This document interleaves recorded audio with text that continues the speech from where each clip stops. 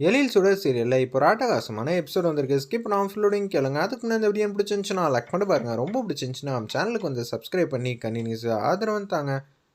நம்ம எழில் வந்து ரொம்ப சோகமாயிட்டாங்க. ஏன்னா அபி, காவியா இருக்கட்டும் எல்லாரும் தனியாக வந்து உட்காந்து சாப்பிட்றாங்க. எழில் வந்து சாப்பாடு பிடிச்சிருக்கான்னு கேட்டோன்னே அவங்கெல்லாம் தனியாக வந்து போயிட்டாங்க. இதை நினச்சி ரொம்ப வேதனைப்பட்டுட்டு இருக்காங்க. தனியாக சோகமாக வந்து ஒரு மரத்து பக்கம் சாஞ்சி வந்து நிற்கிறாங்க. சாப்பிட்டதெல்லாம் போதும், சரி வாங்க நம்ம அடுத்த ரைடுக்கு போகலாம், டைம் ஆகிடுச்சின்னு அபி வந்து எல்லாரையும் கூட்டிகிட்டு போயிட்டு இருக்காங்க. சமாதானம் பண்ணிகிட்டு இருக்காங்க. நம்ம சுடர் வந்து குழந்தைங்கள்லாம் போனதுக்கப்புறம் அடுத்த ரைடு என்ன போகணும் நாங்கள் செலக்ட் பண்ணுறோம், அது வரைக்கும் நீங்கள் யோசிச்சுட்டு இருங்கப்பா அப்படின்னு சொல்லிட்டு அவங்க மட்டும் போக ஆரம்பிச்சிட்டாங்க. எழில் வந்து ரொம்ப சோகமாக இருக்கிறத பார்த்து சுடர் வந்து சமாதானப்படுத்திக்கிட்டு இருக்காங்க. நீங்கள் எதுக்கும் கவலைப்படாதீங்க, பசங்களாம் கூடிய சீக்கிரம் அவங்க எண்ணத்தெல்லாம் மாற்றிப்பாங்க. நீங்கள் இன்றைக்கி தானே சார் முதல்ல வந்து மாறுறீங்க, அது கொஞ்சம் கஷ்டமாக தான் இருக்கும். இத்தனை நாளாக வந்து குழந்தைங்க இதே மாதிரி தான் அப்பா நமக்கு ஏற்ற மாதிரி நடந்துக்கலையேங்கிற மாதிரி ஃபீலிங்காக வந்து இருக்காங்க. இப்போ தானே சார் நீங்கள் மாறுறீங்க, கொஞ்சம் கொஞ்சமாக மாறிடுவாங்க, கவலைப்படாமல் இருங்கங்கிற மாதிரி பாசிட்டிவாக பேசுகிறப்ப பெரிய ராட்டினம் இருக்குது. அந்த ராட்டினத்தில் குழந்தைங்களாம் சுற்றணும்னு ஆசைப்பட்றாங்க. குறிப்பாக அஞ்சலி பாப்பாலேருந்து எல்லாரும், டேய் இதிலெல்லாம் போகக்கூடாது, இது ரொம்ப ஆபத்து அதிகமாக இருக்குது, இது ஒரே ஒரு வாட்டியாவது போனால் தான் ஆபத்து அதிகமாக இருக்கா இல்லை ஃபன்ஃபுல்லாக இருக்கான்னு தெரிய வரும். போனால் தானே தெரியும். எப்போதுமே வந்து கைக்குள்ளேயே வச்சுக்கணும்னு ஆசைப்பட்டா விளாட கொஞ்சமாவது விடணும். விளாடும் போதே காயம் போட்டுரும், அடிபட்டுரும்னா எப்படி தான் விளாட முடியும்? இப்படியே வந்து வச்சுக்கிட்டே இருப்பீங்களா அப்படின்னு சொல்லும்போது எழில் வந்து யோசிக்கிறாங்க. ஆமாம் அபி, நீ சொன்னதும் கரெக்டு தான்.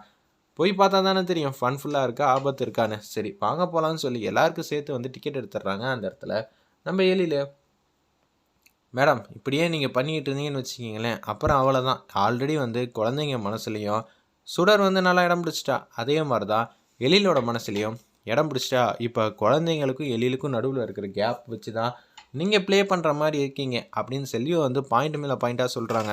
வீட்டு வேலைக்காரம்மா ஒரு பக்கம் அந்த இடைவேளை கம்மியாயிடுச்சு, சுடர் எல்லாரையும் ஒன்றா சேர்த்துட்டானா அதுக்கப்புறம் நீங்கள் என்றைக்குமே நிரந்தரமா கேட்டுக்கு வெளியே தான். இவ சொல்கிறதும் பாயிண்ட்டாக தான் இருக்குது. இப்போ இந்த ராட்டினத்தை வச்சு நான் ஸ்கோர் பண்ணி காட்டுறேன் பாரு அப்படின்னு சொல்லி யோசிச்சுட்டு இருக்காங்க. அந்த இடத்துல நம்ம மனோகரி டிக்கெட் வாங்கிட்டு வந்துட்டாங்க. டிக்கெட்டு கொடு எழில் அப்படின்னு சொல்லி மனோகரி வந்து எல்லா டிக்கெட்டும் வாங்கிட்டுறாங்க. செல்வியும் அபி, நீங்கள் 2 பேரும் ஒன்றா போங்க. கவின், காவியா நீங்கள் 2 பேரும் வந்து ஒத்துமையாக வந்து இருக்கணும். 2 பேரும் வந்து கம்பி இறுக்கமாக பிடிச்சிக்கணும்.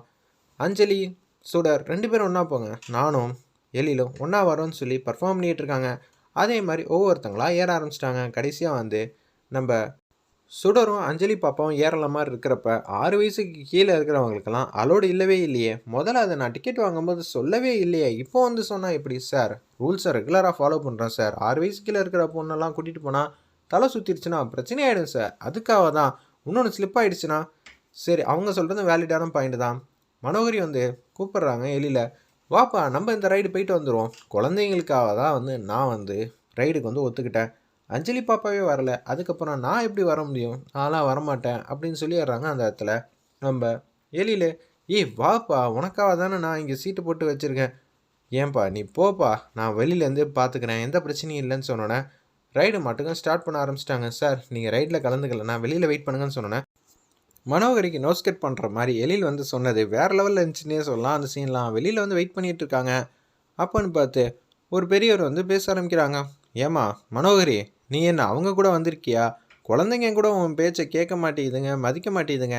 அந்த பொண்ணு கேர்டேக்கர்னா இடுப்பில் வச்சுக்கிட்டு குழந்தைய எவ்வளோ அன்பா பாசமாக பார்க்குறா. அந்த பொண்ணு இடுப்புலேருந்து இறங்கவே இல்லை அந்த குட்டி குழந்தை. அப்பிலேருந்து தெரியுது அந்த பொண்ணுக்கும் அந்த குழந்தைக்கும் உள்ள பாண்டிங் எப்படி இருக்குன்னு. ஆனால் நீங்கள் அப்படியா நடந்துக்கிறீங்க அப்படின்னு நம்ம மனோகரியை வந்து அசிங்கப்படுத்துகிற மாதிரி பேசுகிறாங்க. நான் முதல்ல கேர்டேக்கரே இல்லை. ஆமாம்ல, கேர்டேக்கராக இருந்தால் குழந்தைங்களுக்கு ரொம்பவே பிடிக்கும், உன்னை பார்த்தா கோவம் தான் வருது, அப்புறம் எப்படி நீ கேர்டேக்கராக இருக்க முடியும்னு சொல்லிட்டு செம்மையாக வந்து கலாய்க்கிறாங்க.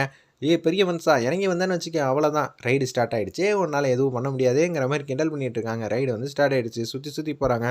அப்பா நம்ம வேறு ஏதாவது ரைடுக்கு வந்து போகலாம்ப்பா, என்னை கூட்டிகிட்டு போகிற மாதிரி ரைடு எதுவும் இருக்கா அப்படின்னு சொல்லி கேட்குறாங்க. அந்த ரைடு எனக்கு பிடிச்சிருக்குப்பா, பெர்மிஷன் வாங்குறீங்களான்னு கேட்டோன்னே அந்த ரைடு வந்து இருக்கலே வந்து ரொம்ப சூப்பராக இருக்கு போல இருக்குது. ஒரு சின்ன சேர் மாதிரி இருக்குது, அதில் சுடரும் குட்டி பாப்பா அஞ்சலியும் ஏறி உட்காந்துக்கிட்டாங்க. அப்பா நீயும் வந்தால் நல்லா இருக்கும்ப்பா, வாப்பான்னு சொல்லி 2 பேரும் நெருக்கமாக வந்து பக்கத்தில் உட்காந்துக்கிறாங்க.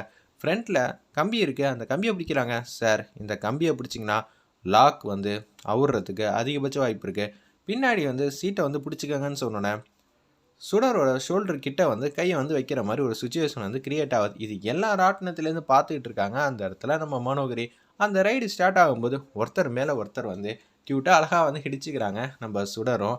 ஒரு பக்கம் எழிலும் வேறு லெவலில் இருந்துச்சுன்னு சொல்லலாம். அவங்களுக்குள்ள ஒரு பாண்டிங் வந்து கிரியேட் ஆகிற மாதிரி தான் சுச்சுவேஷன் வந்து அமையுது. இதெல்லாம் பார்த்து மனோகரி வந்து வயிறெறிகிறாங்க. அச்சச்சோ, மேடம் ஒரு திட்டம் போட்டால் ஆல்ரெடி இங்கே வேற ஏதோ திட்டம் போயிட்டு இருக்கே அப்படின்னு சொல்லி தான் யோசிக்கிற மாதிரி காட்டுறாங்க அந்த இடத்துல.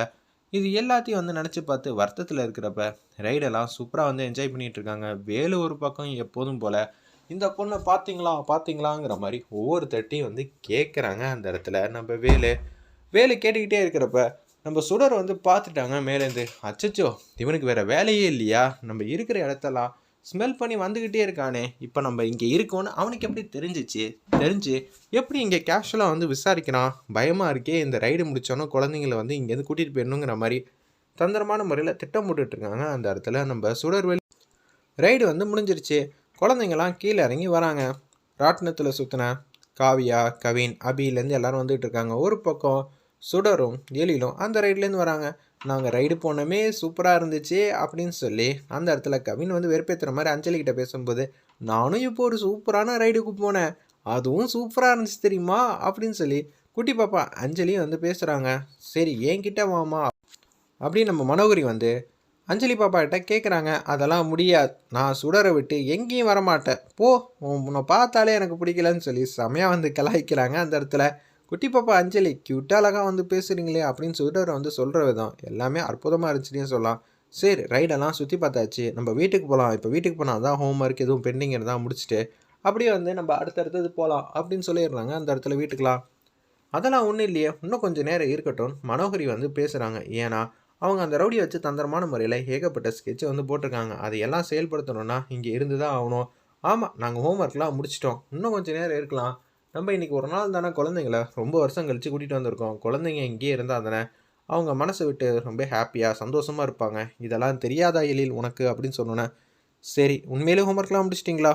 ஆமாம், ஹோம் ஒர்க்லாம் முடிச்சிட்டேன் அப்படின்னு சொல்லிட்டு இருக்காங்க. ஒரு பக்கம் தீவிரமாக வந்து திங்க் பண்ணிகிட்டு இருக்காங்க. ரவுடி வேறு அங்கே டிஸ்கஸ் பண்ணலான் இருக்காங்க அந்த இடத்துல மனோகரி. வாட்டர் கேம்ஸ் போய் விளாண்டே ஆகணுங்கிற மாதிரி குழந்தைங்க வந்து கேட்குறாங்க. சரி விளாடுங்கன்னு சொன்னோன்னே, நீ அங்கே போவேணாம்ப்பா எழில், ஏன்னா அங்கே ஐஜினா இருக்காது, நீ வந்து சத்தம் போடுவ, இன்றைக்கி ஒரு நாளாவது இருந்துட்டு போட்டோம், ஐஜினா இருக்காதா, அப்புறம் எதுக்கு அங்கே குழந்தைங்கள தான் அனுப்பிச்சி வைக்கிறேன்? இதுக்கு தான் நான் உன்னை அப்பயே சொன்னேன், கொஞ்சம் அமைதியாக இருப்பா. இன்றைக்கி ஒரு டே ஃபுல்லாக குழந்தைங்களோட டே, எல்லோரும் அங்கே இல்லையா, எல்லோரும் வந்து என்ன உடம்பு சரியாமையும் ஆகுது, அதெல்லாம் எந்த பிரச்சனையும் இல்லை அப்படின்னு சொன்னோன்னா அப்படியே வந்து விட்டுட்டாங்க அந்த இடத்துல. வேறு லெவலில் இருந்துச்சுன்னே சொல்லலாம் அந்த சீன்லாம்.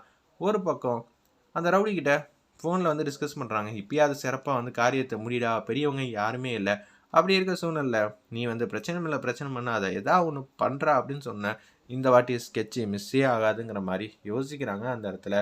அந்த ரவுடி கவின் மட்டும் தண்ணியில் தனித்தனியாக இருக்கிறப்ப கவினுக்கு பின்னாடி அந்த ரவுடி வந்து நிற்கிற மாதிரி காட்டி இந்த எபிசோடை வந்து பிரமாதமாக முடிச்சிருந்தாங்க. வெயிட் பண்ணி பார்ப்போம்.